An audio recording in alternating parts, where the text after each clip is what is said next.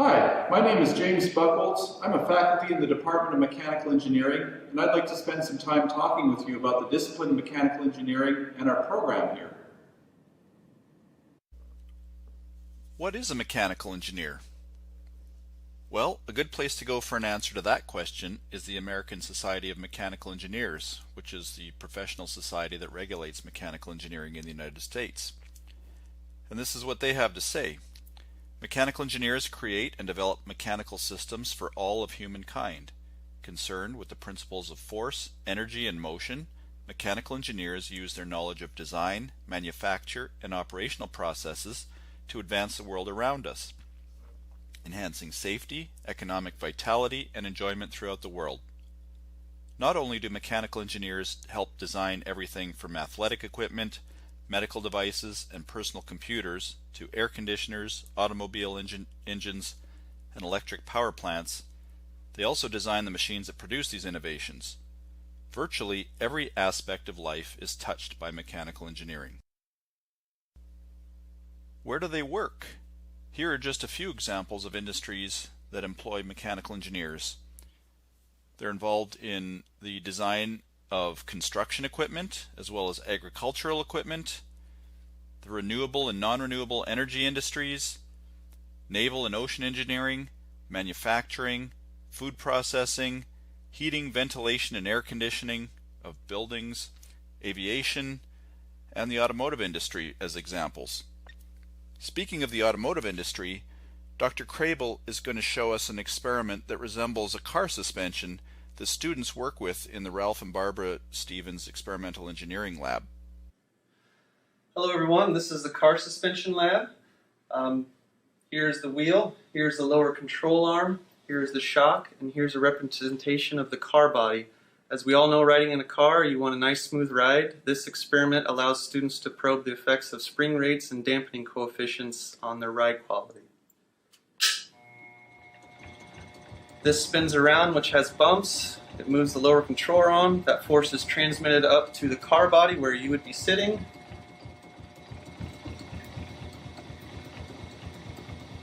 And you can see the effects of frequency.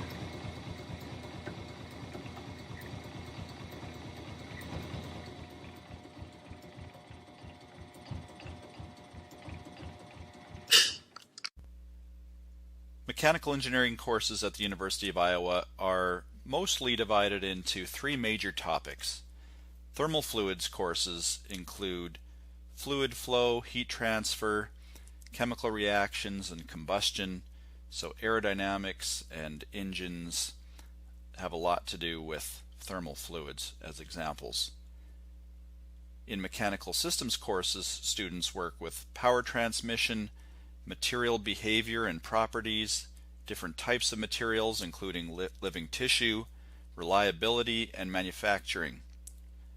In control and autonomous systems courses, students work with robotic systems, again manufacturing, and they use tools like machine learning to optimize their performance and make them more effective.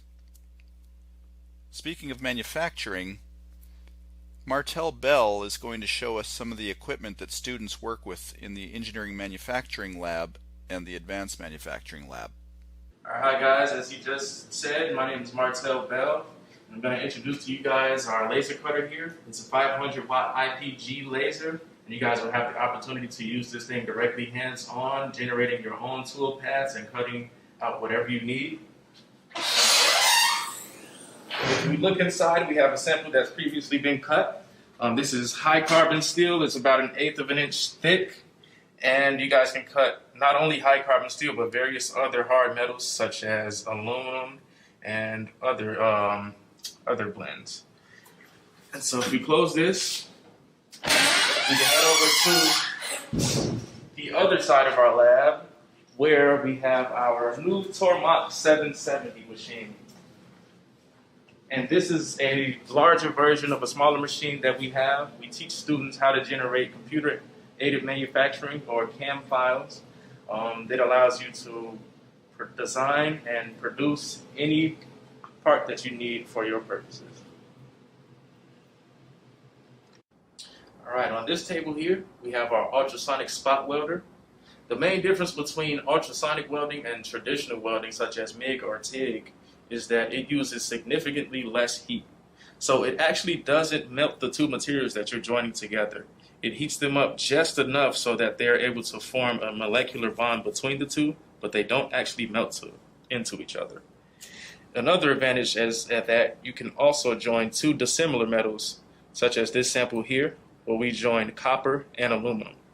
In many cases, it's going to be impossible to join two dissimilar metals using traditional welding methods. Now, on this table here, we have our ultrasonic seam welder. Now, it uses the same mechanisms as our spot welder, but in a different area. So, on our previous sample, you can see that there's two small spots that we welded together.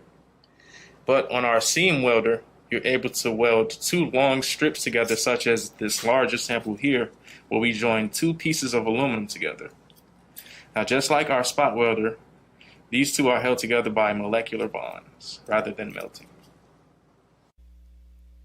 The mechanical engineering program at the University of Iowa has 4 standard elective focus areas as well as a tailored elective focus area in which students are able to have even greater flexibility in designing their curriculum. And an elective focus area, or EFA, consists of 21 semester hours, or typically 7 courses, in a particular focused area that's relevant to a student's career plans. And so the 4 standard elective focus areas in mechanical engineering are robotics and autonomous systems, design, energy and environment, and manufacturing. Students taking courses in the Robotics and Autonomous Systems EFA will encounter the Control Automation in Robotics, or CAR lab. Here's Junchao Lee showing the KUKA robots in the CAR lab. So we got its own model KUKA KRC industrial robot. This is a small size industrial robot equipped with a pneumatic shunt gripper. A lot of students, they use it to make coffee. Also, it can pick up the pen and draw scratch on the paper.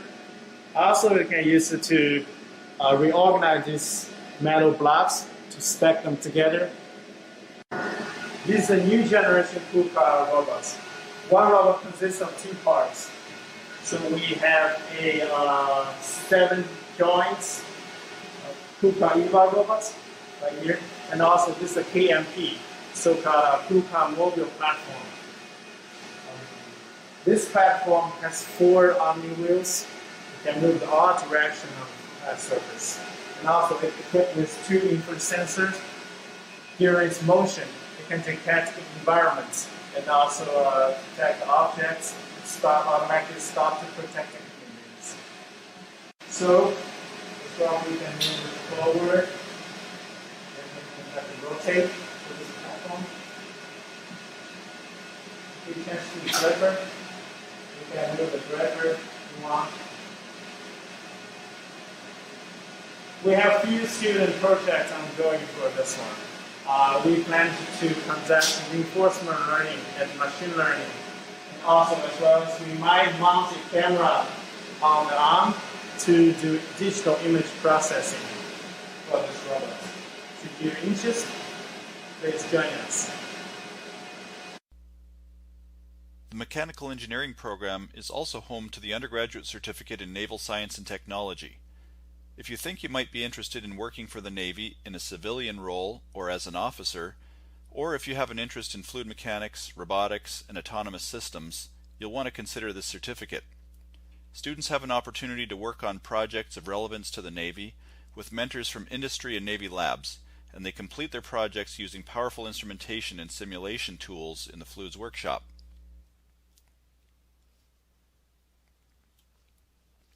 Here's an example of a senior design project within the Naval Science and Technology program in which a team of students designed a new propeller for our very own Iowa Marine Autonomous Racing Club, or IMARC.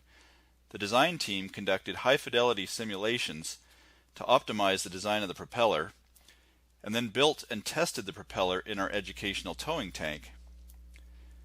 The propeller performed very well, and IMARC has been using it on their autonomous competition boat ever since. They took it to an international competition in Florida, where it won the propeller competition. In addition to IMARC, there are several other student organizations that mechanical engineering students also participate in. The American Society of Mechanical Engineers, the American Institute for Aeronautics and Astronautics, and the American Wind Energy Association all have student chapters at the University of Iowa that engage in technical activities, compete in national competitions, and lead service activities in the community. We have 2 Society of Automotive Engineering teams. The Formula SAE team builds and races a Formula One-like race car, while the Mini Baja team races an off-road vehicle. And many mechanical engineering students also belong to the Engineering Honor Society, Tau Beta Pi. I'll leave you with a final thought about our program and about mechanical engineering in general. The expertise of mechanical engineers is absolutely critical to the modern high-tech industries that drive our society. But many people in the world don't have access to even basic technologies in their daily lives. 3 billion people rely on wood fires to cook their food. It's leading to massive deforestation in places like India and exposes people to smoke in their homes, primarily women and children. 4 million people die every year from the effects of smoke inhalation due to cooking, but solutions have been very difficult to find because of the poverty in these communities and the enormous extent of the problem. By considering fundamental principles of combustion, Professor Uday has been able to develop a solution that reduces the impact of smoke from cooking by 50% for just $1. I encourage you to check out his TED Talk to learn what he did. If you'd like to learn more about mechanical engineering at Iowa, please visit our website or send us an email. Thanks for spending time with us.